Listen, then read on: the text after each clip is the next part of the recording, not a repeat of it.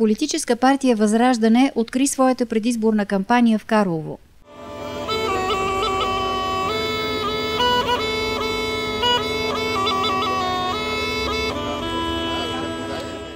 Политическата ситуация у нас е коренно различна. България вече е различна, каза пред събралите се съмишленици и симпатизанти водачът на листата за 17-ти многомандатен избирателен район Пловдив област Кръстю Врачев.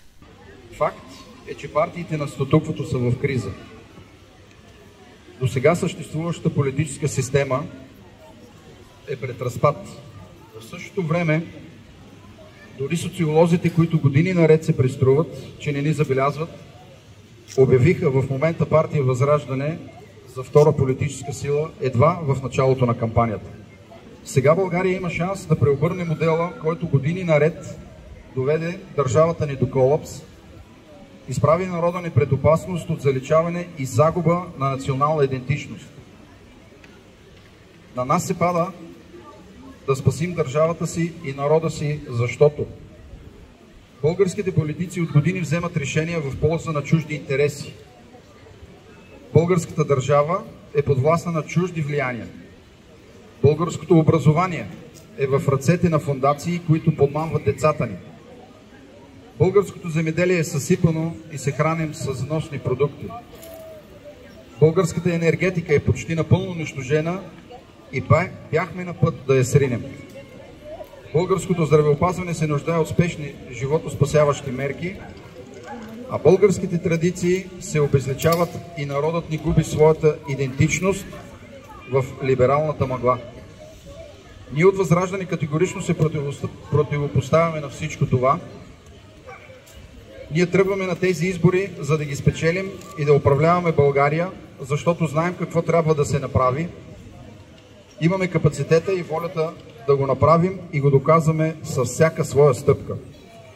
Откакто сме на политическата сцена, доказахме го и в последния ден от работата на предишният парламент, като осуетихме плана за унищожение на малкото, което е останало от българската енергетика.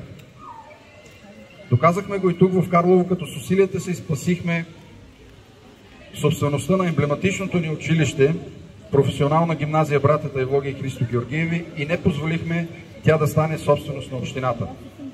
Доказахме го с внасянето на редица законопроекти и промени в закони в полза на българските граждани, като Закона за образованието, Закона за хазарта, Закона за гражданската регистрация, Закона за лекарствените продукти и още много други. Нито веднъж не излъгахме хората и не отстъпихме от позициите си. Имаме още много работа за вършене и е крайно време тази работа да бъде свършена, защото утре вече може да бъде късно за някои неща. Знам, че на мнозина от вас им омръзна от предизборни агитации и от избори. Избори, които не водят до нищо, и от политици, които не виждат по-далеч от собствените си портфейли. Сега имаме уникалният шанс да променим това, да променим живота си, да променим България, да променим бъдещето на нашите деца.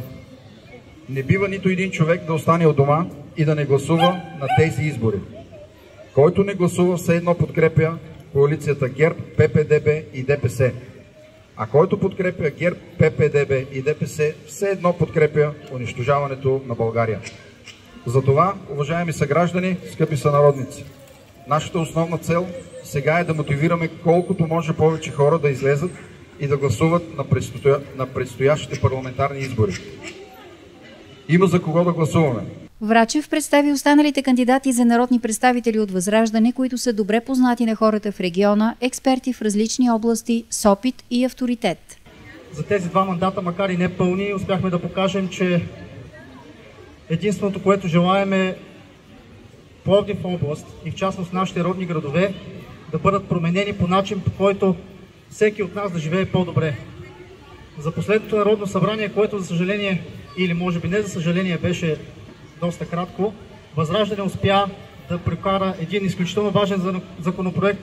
Това е промяната в Закона за предучилищното и училищното възпитание, с който на практика прекъснахме възможността за джендър идеология да бъде прокарвана в българските училища, което е изключително важно. Ние сме тук, за да направим това, което всички ние искаме.